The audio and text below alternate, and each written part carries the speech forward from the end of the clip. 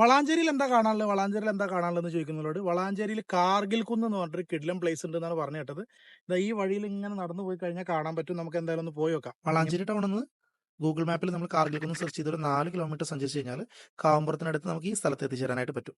ദേ ഈ കാണുന്ന വഴിയിലൂടെ നമുക്ക് മുകളിലേക്ക് നടന്നു തുടങ്ങാം. ബൈക്കൊക്കെ ആണെങ്കിൽ നിങ്ങൾക്ക് കുറച്ചുകൂടെ മുകളിലേക്ക് വണ്ടി കൊണ്ടുവരാം. പഴയ നൊസ്റ്റാൾജിയ ഉണർത്തുന്ന ഒരുപാട് കാഴ്ചകളൊക്കെ സമ്മാനിച്ചുകൊണ്ടുള്ള ഒരു ചെറിയ ട്രക്കിംഗ്. എല്ലാവർക്കും വളരെ സിമ്പിളായിട്ട് നടന്നു വരാൻ പറ്റുന്ന ഒരു കുഞ്ഞു ട്രക്കിംഗ്. ഈ ട്രക്കിങ്ങിന്റെ അവസാനം നമ്മൾ കാർഗിൽ കുന്നിലേക്ക് എത്തിച്ചേരുന്നു.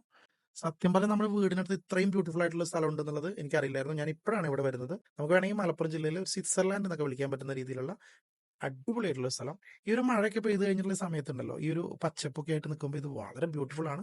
നിങ്ങൾക്ക് ശരിക്കും ഫ്രണ്ട്സും ഫാമിലിയൊക്കെ ആയിട്ട് വന്ന് ഒന്ന് ചില്ലായി റിലാക്സ് ആയിട്ട് തിരിച്ചു പോകാൻ പറ്റുന്ന ഒരു കിടിലം പ്ലേസ് ആണിത്. പക്ഷെ ഞാൻ ഇവിടെ വന്ന സമയത്ത് ശ്രദ്ധിച്ചൊരു കാര്യം എന്താ വെച്ച് കഴിഞ്ഞാൽ ഒരുപാട് പ്ലാസ്റ്റിക് വേസ്റ്റും കാര്യങ്ങളൊക്കെ ഇവിടെ കാണാൻ പറ്റിയിട്ടുണ്ടായിരുന്നു. അപ്പോൾ നിങ്ങൾ വരുന്നവർ ഇതുപോലുള്ള സ്ഥലങ്ങൾ വൃത്തികേടാക്കാതിരിക്കാൻ വേണ്ടിയിട്ട് ഒന്ന് ശ്രദ്ധിക്കുക. അപ്പോൾ നമ്മുടെ യാത്രകൾ തുടരാണ്. ഇത്തരത്തിലുള്ള കാഴ്ചകൾക്കായിട്ട് ഫോളോ ചെയ്യുക.